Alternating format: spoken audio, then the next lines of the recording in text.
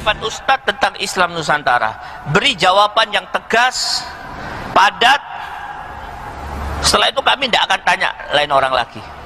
Yang syar'i dan masuk akal. Saya katakan Islam Nusantara lebih kafir dari orang kafir. Pembuatnya, penganutnya, yang membenarkan, yang memproklamirkan lebih kafir daripada orang kafir. Dalilnya An-Nisa 150-151. Banyak maaf ya. Apa sebabnya ini? Inilah, tidak rusak agama ini kecuali dirusak oleh raja. Yang paling banyak merusak agama ini raja. Zaman Sayyidina Ali karramallahu wajah masih sugeng itu ngendikan begini. Yaqsimu dhuhri, ada riwayat qasama dhuhri rajulani. Abidun jahilun wa alimun fasikun. Yang merusak Islam itu hanya orang dua. Orang abid tapi bodoh, orang alim tapi fasik.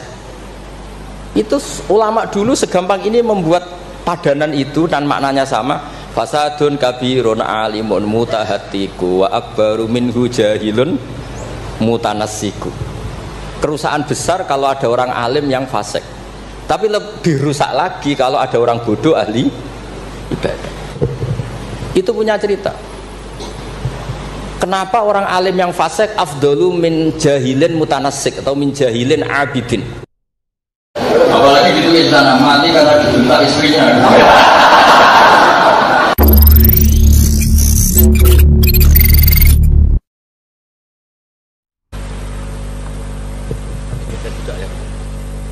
Pakai meja juga. Meja.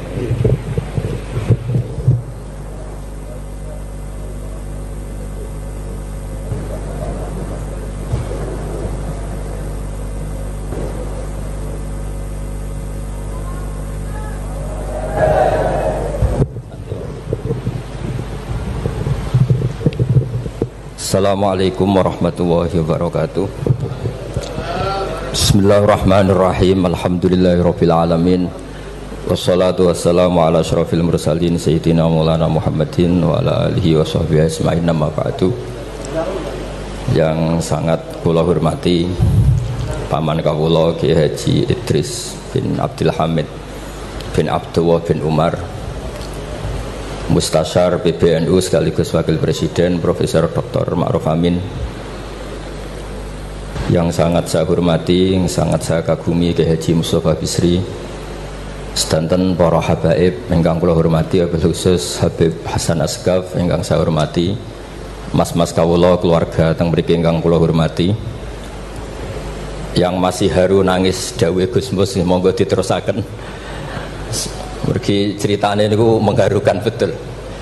Kula bagian sing santai mawon. Jadi di antara yang disesali Sayyidina Umar itu justru kesolehan Abu Bakar yang berlebihan, karena nirune terus kangelan. Terus kula mau ngertos niki kelakuane Mas Amak, Mas Aziz soleh pas-pasan supaya anaknya lebih ringan, itu jadi nirunya lebih ringan. Jadi Abu Bakar ketika diangkat jadi khalifah itu pagi harinya masih ke pasar bawa dagangan. Ditanya beberapa sahabat, kamu mau kemana? Ya mau ke pasar. Ngapain ini? Ya cari rezeki untuk keluarga kami. Kata beberapa sahabat, kamu tidak usah melakukan itu. Singkat cerita terus ada rapat supaya Abu Bakar itu digaji. Akhirnya digaji dan beliau nggak perlu kerja tapi fokus memikirkan umur al-muslimin. Tapi setelah beliau mau wafat itu semua gajinya dihitung, kemudian nyuruh keluarganya diganti. Akhirnya diganti. Setelah diganti, beliau dalam posisi wafat, segala kebaikannya diceritakan. Itu komentarnya Sayyidina Umar itu lucu. At-abtaman ba'dak, mbok nak soleh aja nemen-nemen, sing genti ku repot. Jadi kalau Mbah Hamid itu terkenal alim, terkenal wali, terkenal donyane mustajab, itu sing repot itu putune. Kalau nak go jelek Mbah Idris rawani. Mergo paman, tapi nak terus niku repot putune.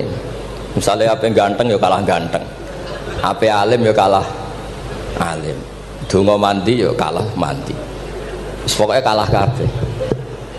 Terus repot. Mulane maca manakib niku nggih resiko sebetulnya. Kula niku cara dadi putune Mbah Hamid, iki ora wani cerita Mbah Hamid, demen diarani, lah putune kok ngene. Dadi niku nggih repot-repot. Terus nak Gus Ipul mun nyerah mek kula mun mbot nyerah Gus dadi wali, mun kepingine wali kota mawon. Niku mun cocokan kalian kula pas kawine napa nikahe Mas Aziz. Terus babai wali tadi dekne frustasi mun frustasi. Mboten kepen dadi wali kados babai tapi terus kepen dadi wali kota. Itu kalau gak tawaduk ya frustasi memang. Kalau gak tawaduk ya frustasi. Tapi bagus lah. Karena ciri utama wali itu ngurusi amror ra'iyah, urusan apa? Rakyat. Jadi itu wali betulan maupun wali kota itu ada titik samanya, yaitu sama-sama memikirkan urusan apa? Rakyat. Bedanya yang wali betulan digaji Allah, yang wali ini digaji negara, itu saja bedanya.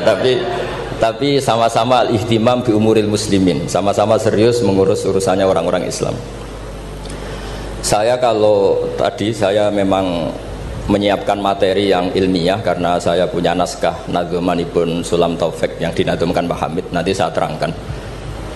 Tapi karena merujuk dawuhipun Mbah Mus, Mbah Hamid itu sepupu sama mbah saya, sama-sama lahir di rumah di Lasem di Al-Fakhriyah. Itu memang mulai dulu terkenal wali, mulai kecil.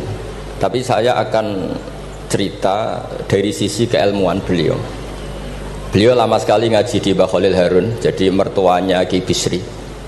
Tapi lebih lama lagi ngaji di Mbah Dimyati. Mbah Dimyati itu 12 tahun. Sampai dapat julukan Abdul Juman. Juman itu satu nadzuman ilmu balaghah yang paling sulit. Jadi balaghah itu ada karangan Mustafa Al-Hulayaini, itu yang bentuk nasar itu masih gampang lah. Ada Jauharul Maknun itu masih gampang. Setidaknya bisa dianggap gampang. Kalau nggak gampang ya dianggap gampang.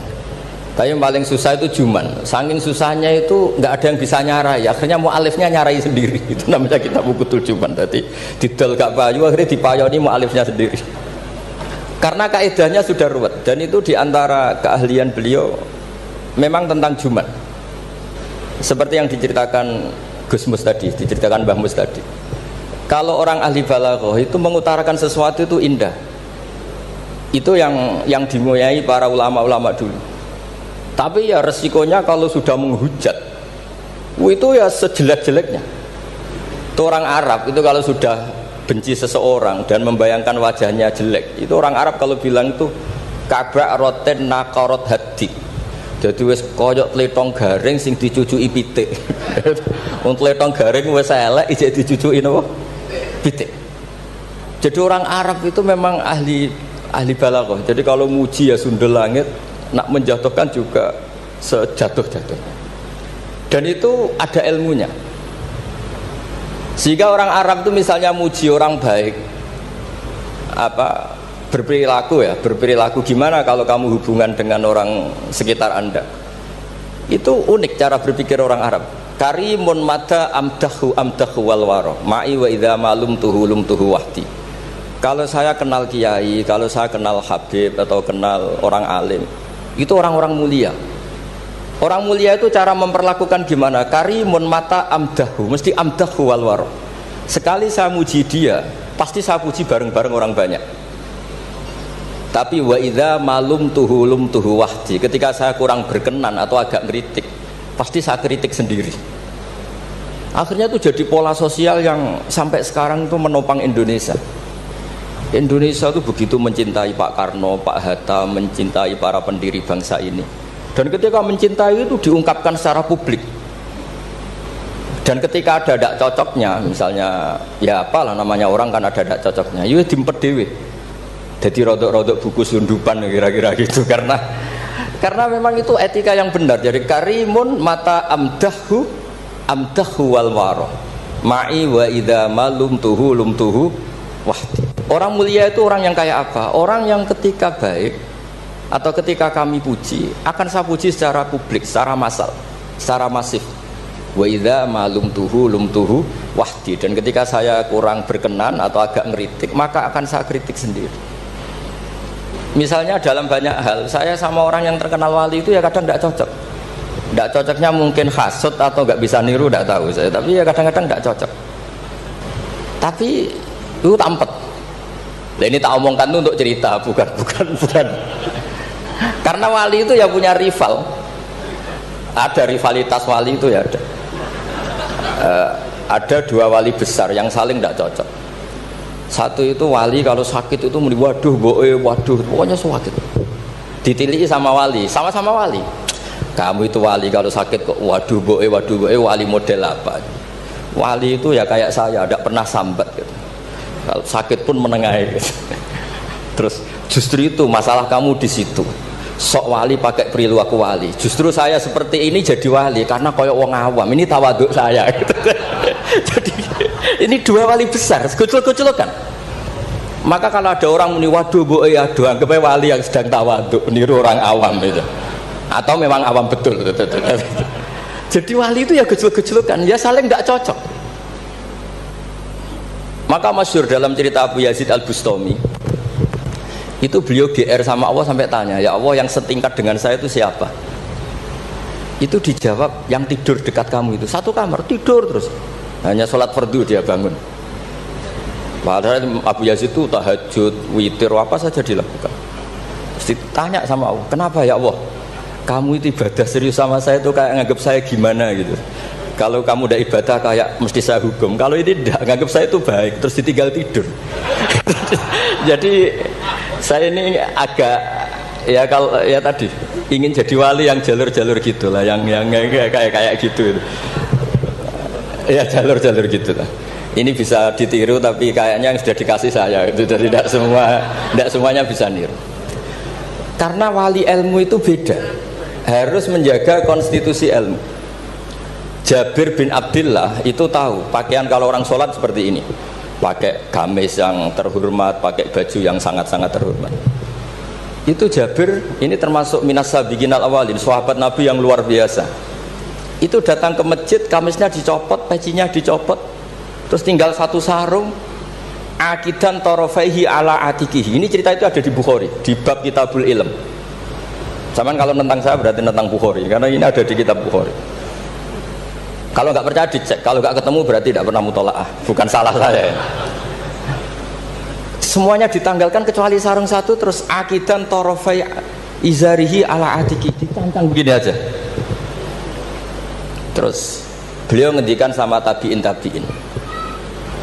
kamu supaya tahu bahwa adnal aurah, standar nutupi aurat seperti ini. Jangan sampai karena sampean semua berpakaian ala akmalil siap, pakaian sempurna, kemudian nanti dikira bahwa syarat sahnya sholat itu seperti itu bahaya. Orang di Indomaret sholat harus berpakaian begitu, nanti yang sedang kernet harus begitu, itu berat bagi umatnya Nabi. Barokahnya itu terus orang tahu bahwa syarat sahnya nutupi aurat di sholat ya seperti itu. Akhirnya ditemukan oleh tabiin dan seterusnya bahwa auratul rajul ma baina surrah wa rukbah. Andai kan tidak ada perilaku Jabir seperti ini, maka sholat seperti pakaian ini menjadi syarat sah. Dan itu ribet kan? Orang yang sedang celananan harus sarungan dulu, yang sedang pakai kaos harus pakai jubah dulu, padahal dia kernet misalnya, kan repot.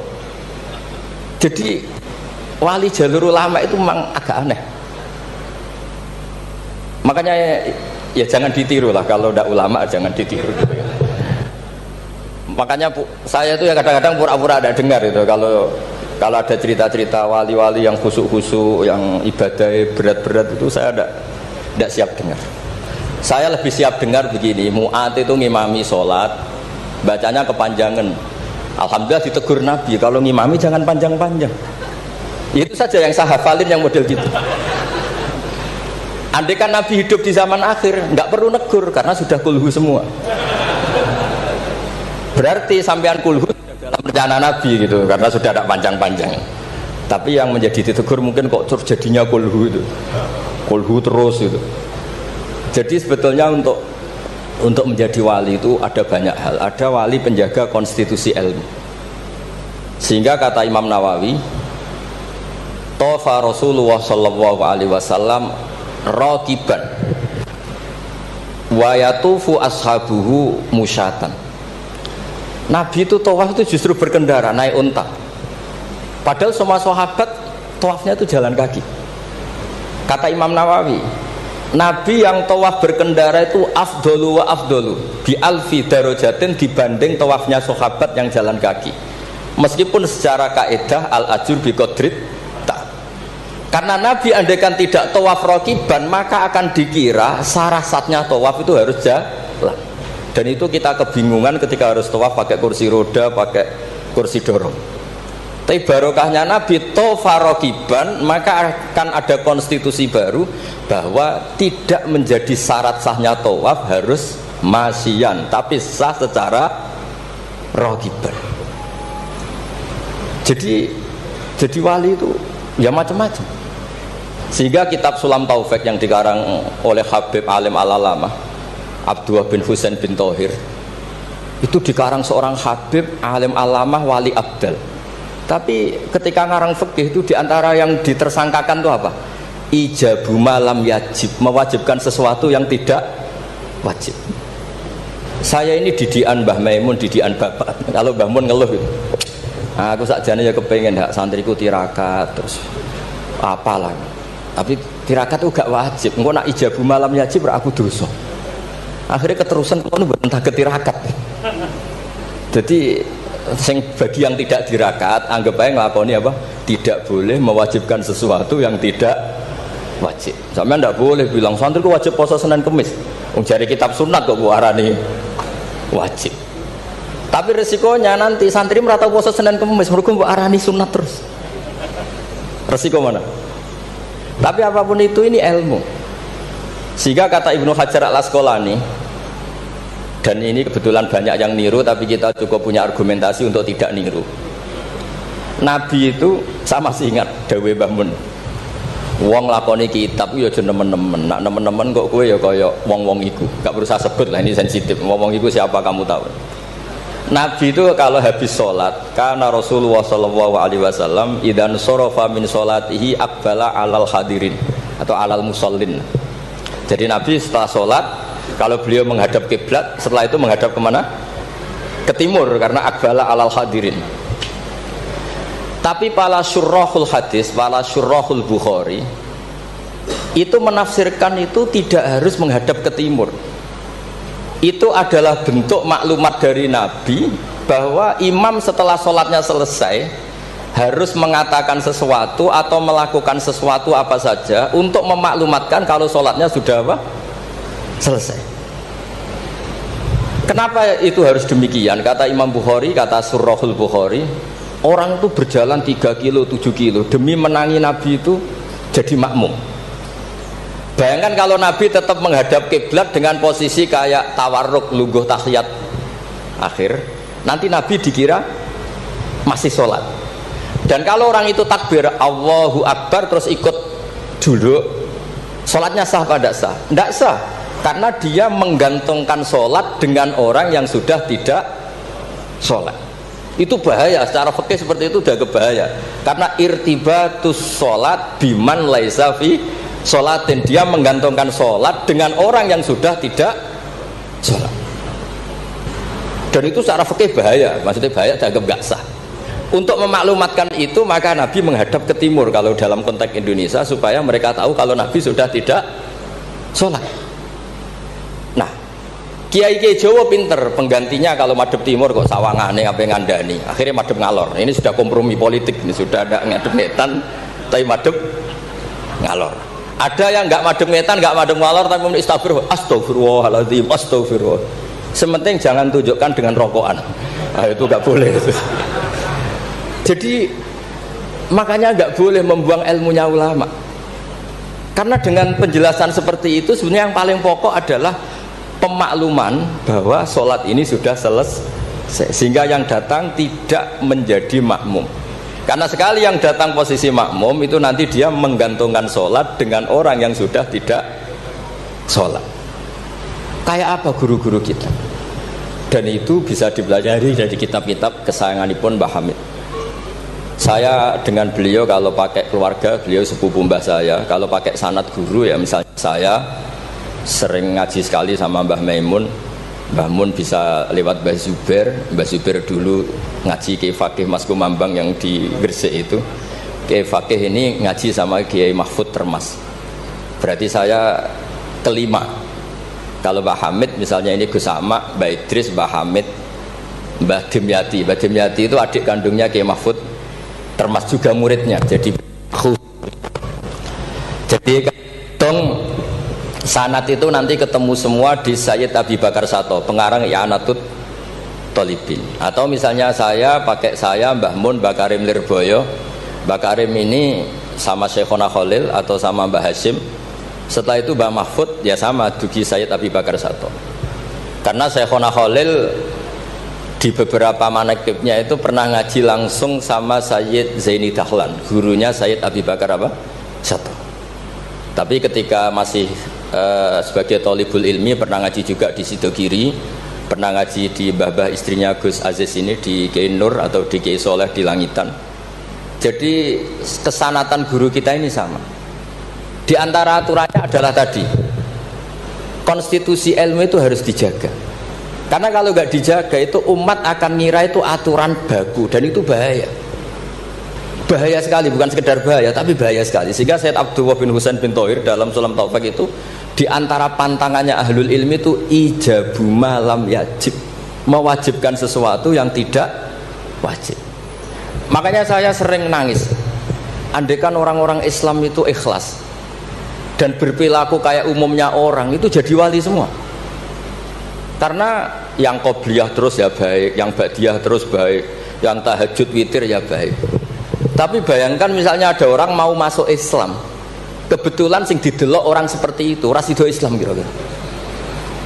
Duha 8 rakaat. Sholat duha itu paling afdal kan 8. Duhur qobliyahnya 4, ba'diyahnya 4. Asar qobliyah, ba'diyahnya goblok kalau asar. Bukan dipuji karena salah. Maghrib sholat awabin sampai isya. Isya itu witir itu sebetulnya 11 rakaat. Ditambah ba'diyah isya berarti 13 rakaat.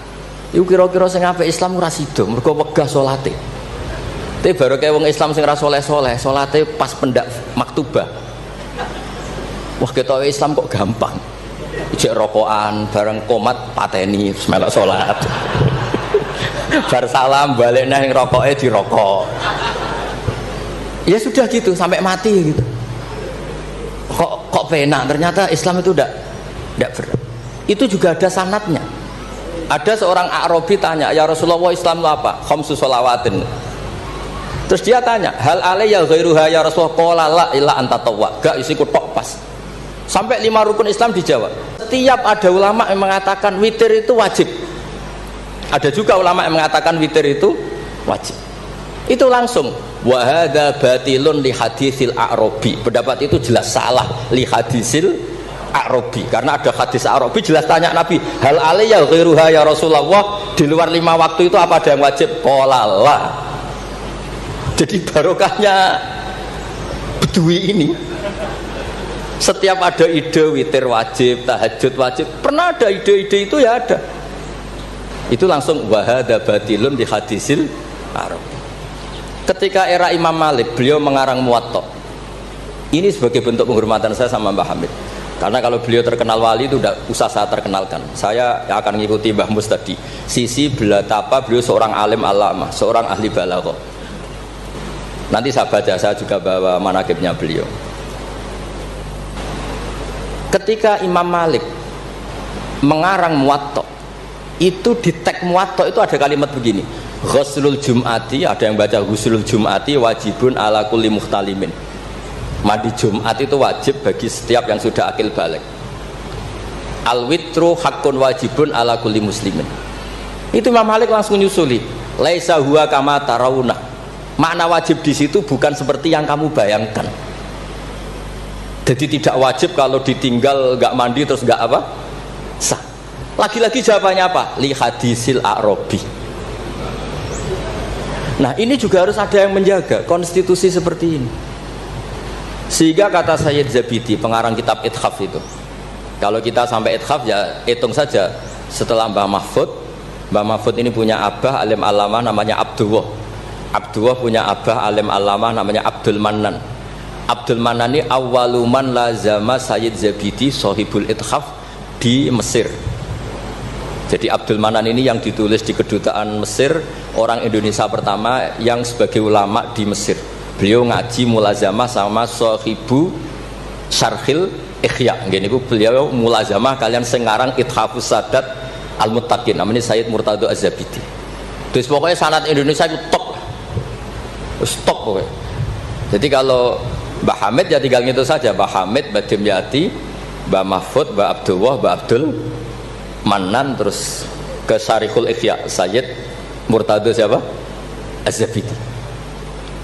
Itu kata Sayyid Murtado Az-Zabidi ketika muji tadi, muji ilmu. Saya ulang lagi apa? Muji apa? Ilmu. Konstitusi ini harus dijaga. Apapun tidak cocoknya kita. Kadang-kadang kita sebagai orang alim itu kan kalau seneng tirakat, santri ini wajib tirakat. Sira seneng tirakat, santri ini oleh tirakat. Itu tidak boleh seperti itu. Yang seneng nggih monggo, tapi jangan sampai mewajibkan. Yang nggak seneng yo tirakat ben sekali-kali ngelawan nafsunya gitu. Wong Pak menuruti. Kula niku masih ngeten nggih sering tirakat, tapi sampean ra perlu tak kandhani. Kula yo kepengin ikhlas ora riya dadi. Jadi sampean ra oleh gugat kula, Gus ora tau tirakat. Ya misalnya tirakat ora tak kandhani sampean. Sing jelas termasuk tirakat kula niku kula nak diundang wong kangelan kecuali pernah sepuh. Ini agak diregani ya kebangetan gitu. Jadi sing ngundang kula ora pernah sepuh ya kebangetan. Kok enggak tahu diri jadi. Wong karuan ra oleh kok dilanggar wae lho. Di kitab Jam'ul Jawami', di kitab-kitab itu konstitusi ilmu itu dijaga. Sehingga sekali kitab itu diutarakan orang alim alama. Saya yang merasa utang jasa sama Sayyid Zabidi itu satu. Yang paling saya ingat itu satu.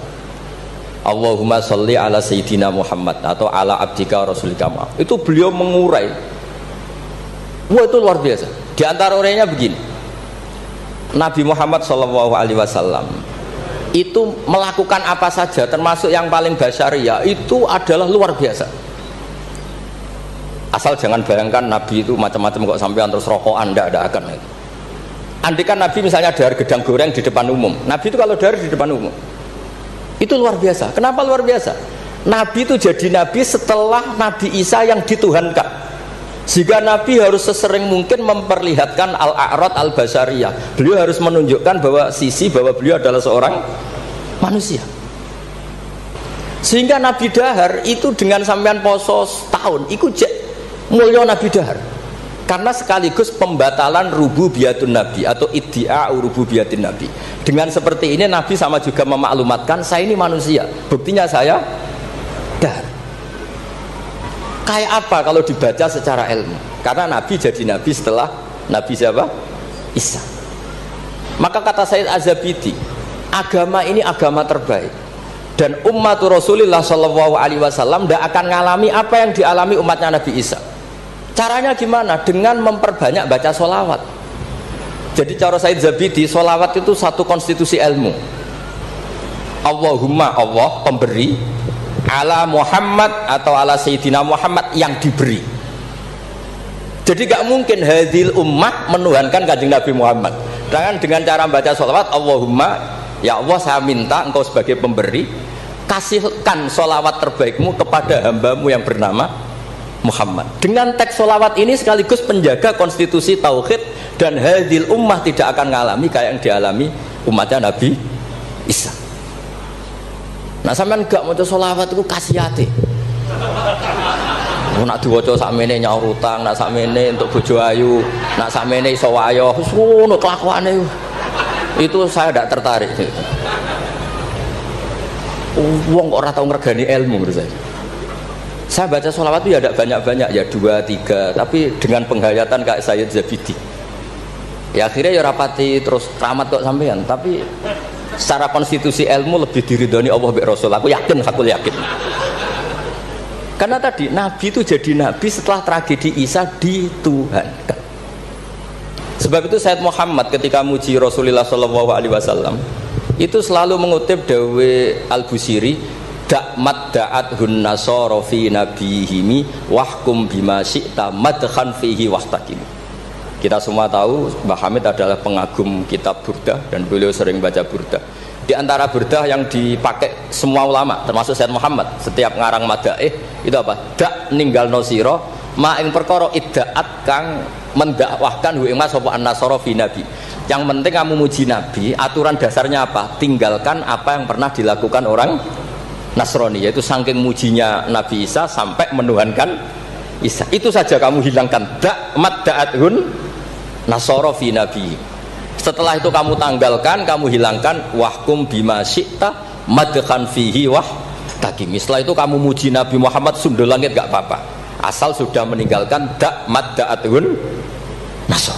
Dan itu kata Said Zabidi, kita tidak usah susah-susah dengan membaca sholawat itu sudah seperti itu, karena kamu minta Allahumma ya Rabbi, berarti Allah posisi pemberi karena Tuhan.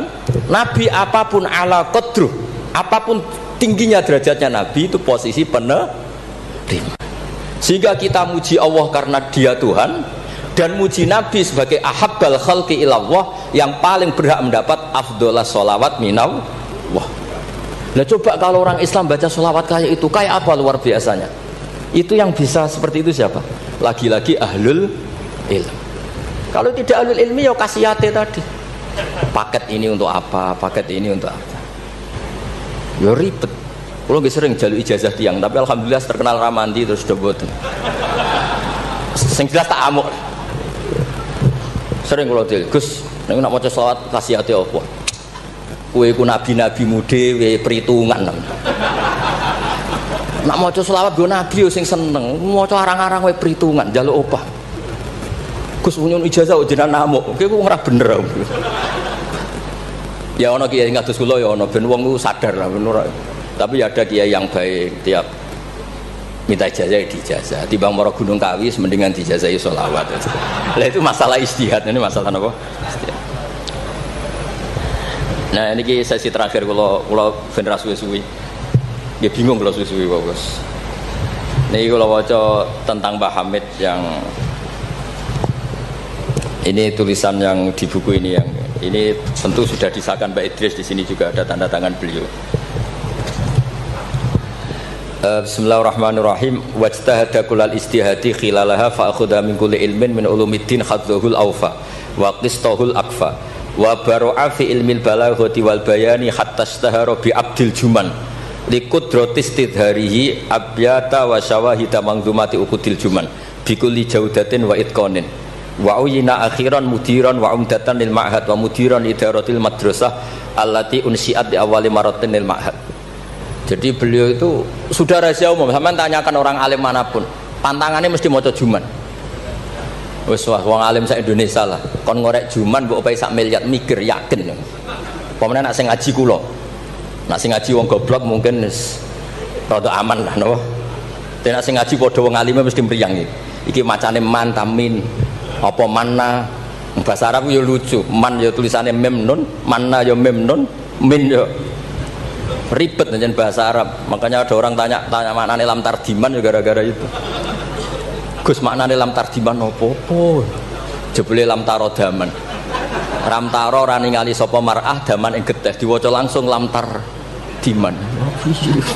Pusing. Kene. Karena syaratnya jadi orang alim itu dua. Satu punya guru alim, dua punya murid alim. Di guru alim tok iso istirahat. Mergo kok muridnya bodoh iso dibodoni. Tapi nak sampean di guru alim, di murid alim meriang. Lho kula bayangno dadi Badim Nyati Termas meriang. Mbah Hamid mriku pun alim nate ngaji teng Mbah Khalil Kasingan. Mbah Khalil Kasingan itu tesih Mbah Bahmun. Orang yang sarang Mbah Khalil Kasingan itu yang sarang Khalil Harun. Adikipun Mbah Umar Harun. Niku menantu saking Mbah Ghazali pendiri Pondok Sarang. Malane Mbah Mun nak dibalik Gus Mus Mustofa mergi jan pernah sepuh. Sepuh niku, sepuh Mbah Mus. Niku Ibnu Hajar Al-Haytami. Niku muridé Zakaria Al-Ansori.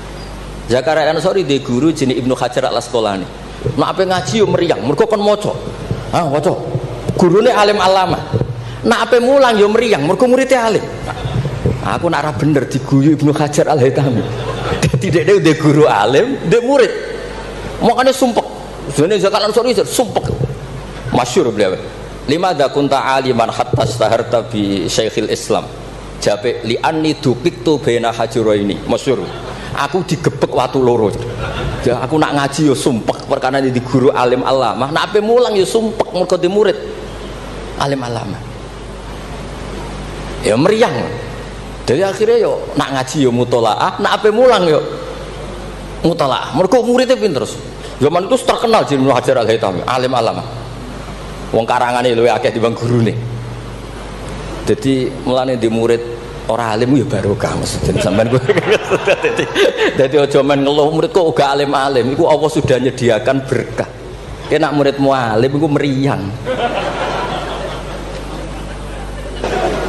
Mulane sing syukur uripku sing syukur ora usah bayangno sing aneh-aneh. Gus kula men di murid sing alim-alim. Allah ndak menyediakan itu. Nek iku nyata iku ribet. Mulane donga dikira-kira. Donga sekali ra bener iku mari trauma. Kalau bolak balik cerita, Hikam itu termasuk orang yang nggak pati suka kalau orang berlebihan berdoa, karena beliau cerita, ono wali tukang hamal itu tukang manol, dia dapat uang kalau kerja di pasar tukang angkut barang. Setelah punya uang, coro sekarang 10.000 pulang, terus ibadah. Karena dia nggak ingin kaya, wong wali kok ben juga ya wali aneh gitu.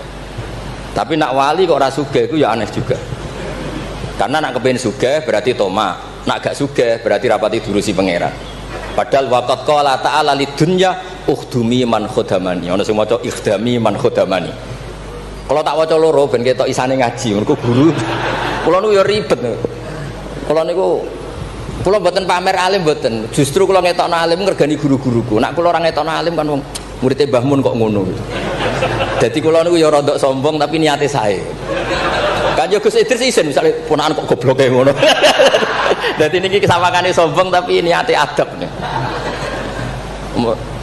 Mboten niki jujur mawon. Dadi kadang wong sawangane sombong hakikate iku adab. Cara bapak ngoten. Dadi wong iku sawangane sombong tapi apik. Ya mergo wae saking tahadus bin. Wong nak wali tenan mesti Allah dawuhna ning donya ukhdumi man khodamani atau ikhdami man khodaman. Wong sing ngurusi aku iku urusi. Makanya mesti atat dunya wa hiya rahimah. Wong wali iku mesti donya teko meskipun dia ndak seneng. Mulane sing nawani mobil Mercy kayak Hamid zaman iku Mercy mewah-mewah mobil nggih kuat. Ya ora pati ana cerita butuh difatihai untuk punya mobil. Dan Mbak Bisri luar biasa, masih kanca ngakoni nek dongane Pak Hamid. Mandi.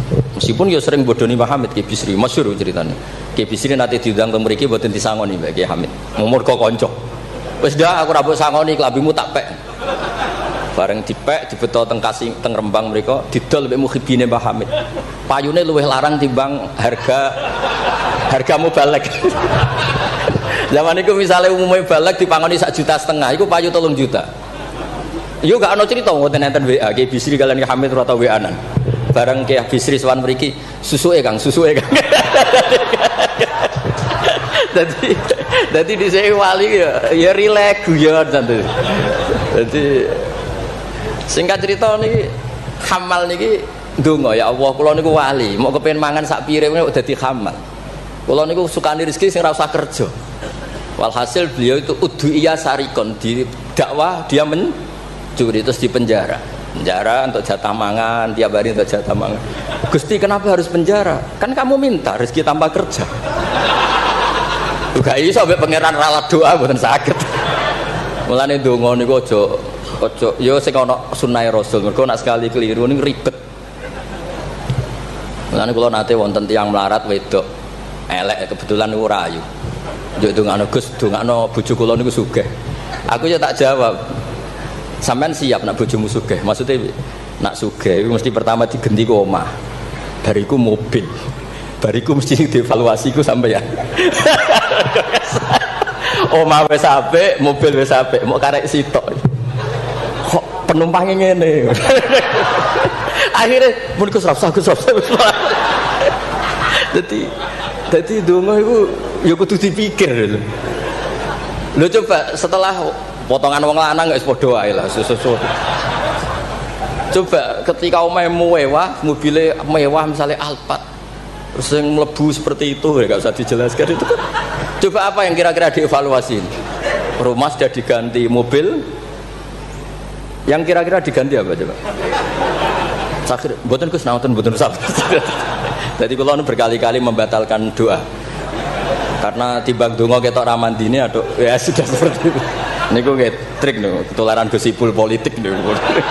Itu sangat politik. Mun kula maca mawon sing mudawwan. Nah, saya senang kalau buku tentang beliau itu mudawwan. Karena kalau tidak mudawwan itu nanti nasibnya Mbah Hamid kayak les. Al-laitsu afqahu min Malik illa annahu daya'ahu ashabu. Itu dawuh Imam Syafi'i. Sebetulnya Imam Les itu lebih alim ketimbang Imam Malik dalam hal fikih. Illa annahu daya'ahu ashabu, tapi ashabnya Les menyia-nyiakan. Artinya gini, Imam Les itu punya karangan, punya perilaku, tapi sama murid-muridnya tidak didokumentasi. Akhirnya orang tidak tahu lagi Imam Les. Padahal itu rival debatnya Imam Malik. Makanya penting bagi ini ada Gus Sama, ada Mas Aziz supaya mengabadikan tulisan-tulisan Pak Hamid termasuk Nadzuman Sulam Taufik. Karena bikin nadzuman itu tidak gampang. Dari kata nasar prosa dinazumkan itu kan butuh keahlian. Karena nadzuman itu harus notnya sama, akhirannya sama. Mengganti kalimat yang prosa itu kan tidak gampang. Ini sudah saya cek karena saya tiap hari juga baca Sulam Taufik. Itu sama sekali nggak ada yang dibuang dari kata aslinya. Kata aslinya yang di Sulam apa? Taufik. Jadi seni bikin nadzuman itu ya tidak gampang. Misalnya begini, saya beri contoh yang terkenal ya. Kenapa saya milih yang terkenal supaya lebih gampang. Zaman Sayyidina Ali karramallahu wajah masih sugeng itu ngendikan begini. Yaqsimu dhuhri, ada riwayat qasama dhuhri rajulani. Abidun jahilun wa alimun fasikun. Yang merusak Islam itu hanya orang dua. Orang abid tapi bodoh, orang alim tapi fasik. Itu ulama dulu segampang ini membuat padanan itu dan maknanya sama. Fasadun kabirun alimun mutahatiku wa akbaru minhu jahilun mutanassiku. Kerusakan besar kalau ada orang alim yang fasik. Tapi lebih rusak lagi kalau ada orang bodoh ahli ibadah. Itu I'anatul Thalibin, Sayyid Abi Bakar Sato, gurunya Mbah Mahfud. Berarti Mbah Hamid, Mbah Dimyati, Mbah Mahfud, Sayyid Abi Bakar apa? Sato. Berarti guru keempat. Itu punya cerita. Kenapa orang alim yang fasik afdalu min jahilin mutanassik atau min jahilin abidin? Terus dua orang ini berdebat. Ya apik wong bodoh lah, piye ahli ibadah. Tetap apik, mula wong alim tapi fasik.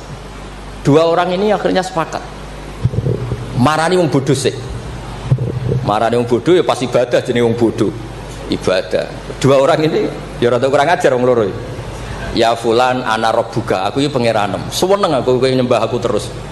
Tapi mulai saiki wis tak bebasno. Sesuk-sesuk ora ibadah ra apa-apa, wis tak ridani, tak ridani. Kowe langsung muni hore sesuk wis bebas. Saking bodone. Umpama dekne ngaji kan ngerti, sautu wa harfu iku Allah iku nak ngendikan gak nganggo sautun ka sautil adam.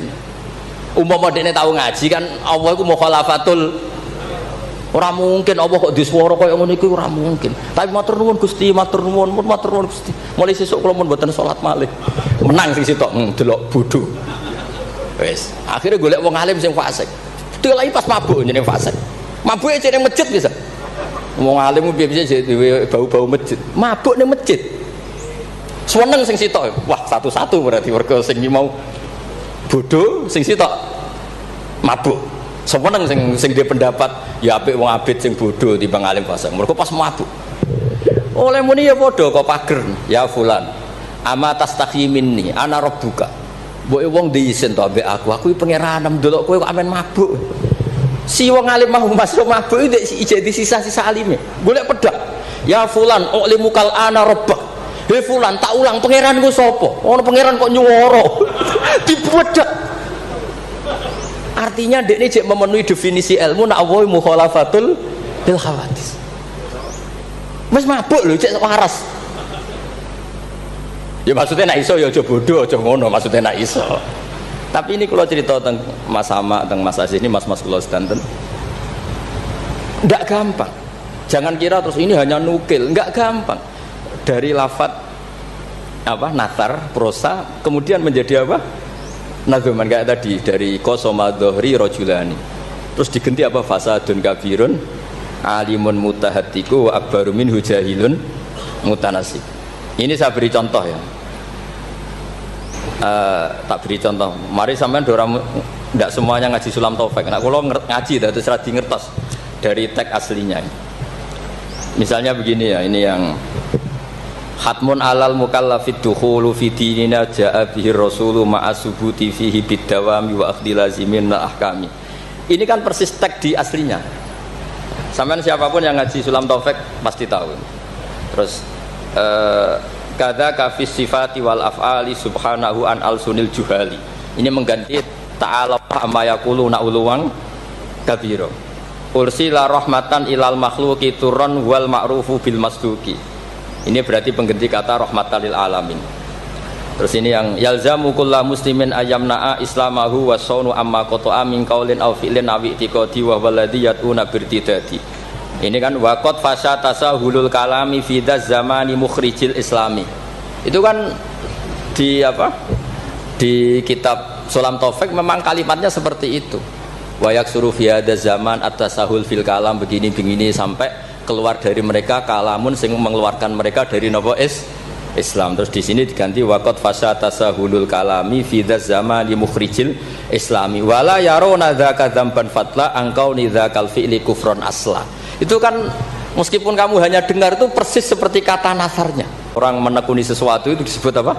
Abdul. Itu dulu Kiai Hamid ditermas sampai punya gelar Abdul Juman. Saya kira ngoten nggih mun niki mun masyhur sedanten. Assalamualaikum warahmatullahi wabarakatuh. Pengarang I'anatul Thalibin. Atau misalnya saya pakai Mbah Mun, Mbah Karim Lirboyo. Mbah Karim ini sama Syekhona Khalil atau sama Mbah Hasyim. Setelah itu Mbah Mahfud ya sama Dugi Sayyid Abi Bakar Sato. Karena Syekhona Khalil di beberapa manaqibnya itu pernah ngaji langsung sama Sayyid Zaini Dahlan, gurunya Sayyid Abi Bakar apa? Sato. Tapi ketika masih sebagai thalibul ilmi pernah ngaji juga di Sidogiri, pernah ngaji di mbah-mbah istrinya Gus Aziz ini di Kiai Nur atau di Kiai Soleh di Langitan. Jadi kesanatan guru kita ini sama. Di antara aturannya adalah tadi, konstitusi ilmu itu harus dijaga. Karena kalau nggak dijaga itu umat akan ngira itu aturan baku dan itu bahaya. Bahaya sekali, bukan sekedar bahaya tapi bahaya sekali. Sehingga Sayyid Abdullah bin Husain bin Thohir dalam Sulam Taufik itu di antara pantangannya ahlul ilmi itu ijabu malam yajib, mewajibkan sesuatu yang tidak wajib. Makanya saya sering nangis. Andaikan orang-orang Islam itu ikhlas dan berperilaku kayak umumnya orang, itu jadi wali semua. Karena yang qobliyah terus ya baik, yang ba'diyah terus baik, yang tahajud witir ya baik. Tapi bayangkan misalnya ada orang mau masuk Islam, kebetulan sing didelok orang seperti itu, rasido Islam kira-kira. Duha 8 rakaat. Salat duha itu paling afdal kan 8. Duhur qobliyahnya 4, ba'diyahnya 4. Asar qobliyah, ba'diyahnya goblok kalau asar. Bukan dipuji karena salah. Maghrib sholat awabin sampai isya. Isya itu witir itu sebetulnya 11 rakaat ditambah ba'diyah isya berarti 13 rakaat. Iku kira-kira sing apik Islam ora sida mergo wegah salate. Tapi baru kayak wong Islam sing ora saleh-saleh, salate pas pendak maktubah. Wah ketoke Islam kok gampang. Ijek rokokan bareng komat pateni melok salat. Bar salam balik nang rokoke dirokok. Ya sudah gitu sampai mati gitu. Kok penak, ternyata Islam itu tidak berat. Itu juga ada sanadnya. Ada seorang Arabi tanya, "Ya Rasulullah, Islam itu apa?" Khamsu sholawatin. Terus dia tanya, "Hal alayya ghairuha ya Rasulullah?" Qala la illa anta tawwa. Gak isiku tok pas. Sampai 5 rukun Islam dijawab. Dan si Bedui ini bilang apa? Wallahi la azidu ala dzalika wala angkus. Saya demi Allah, tidak akan saya kurangi, tidak akan saya tambahi. Pas ya Rasulullah. Tapi ini Islamnya Bedui loh, sampean niru nggih monggo. Tapi apa kata Nabi? Man sarrahu ayyam dzura ila ahlil jannah falyandzur ila hadza. Siapa yang suka melihat ahli surga, lihat orang ini. Orang yang sudah bersumpah tidak akan menambah ibadahnya sama sekali. Kamu tidak boleh niru itu. Tidak usah saya larang juga sudah sebagian begitu. Tapi itu barokahnya luar biasa. Di kitab Majmu' sarahnya Muhadzab itu, setiap ada ulama yang mengatakan witir itu wajib. Ada juga ulama yang mengatakan witir itu wajib. Itu langsung wa hadza batilun li hadisil a'rabi. Pendapat itu jelas salah li hadisil a'rabi, karena ada hadis a'rabi jelas tanya Nabi, hal alayya ghairuha ya Rasulullah, di luar 5 waktu itu apa ada yang wajib? Qala la.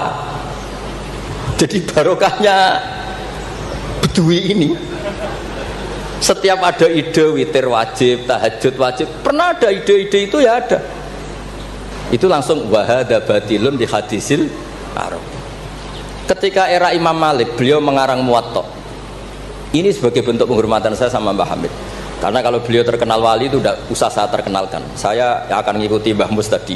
Sisi belatapa beliau seorang alim alam. Mulai sesuk kalau pun buatan sholat Malik, menang sisi tok, delok bodoh. Wes, akhirnya golek wong alim sing fasik. Delok pas mabuk jenenge fasik. Mabuke jeneng masjid bisa. Wong alim piye-piye bau-bau masjid. Mabuk ning masjid. Seneng sing sitok. Wah, satu-satu berarti mergo sing mau bodoh, sing sitok mabuk. Seneng sing dia pendapat ya apik wong abid sing bodoh timbang alim fasik. Mergo pas mabuk. Oleh muni ya padha kok pager. Ya fulan. Ama tastahi minni ana rabbuka. Mbok wong diisin to ambek aku pangeran ndelok kowe kok amen mabuk. Si wong alim mau masuk mabuk iki jadi sisa-sisa alime. Golek pedak. Ya fulan ulimukal ana rabbak. He fulan tak ulang pangeranku sapa? Ono pangeran kok nyuwara. Dibedak.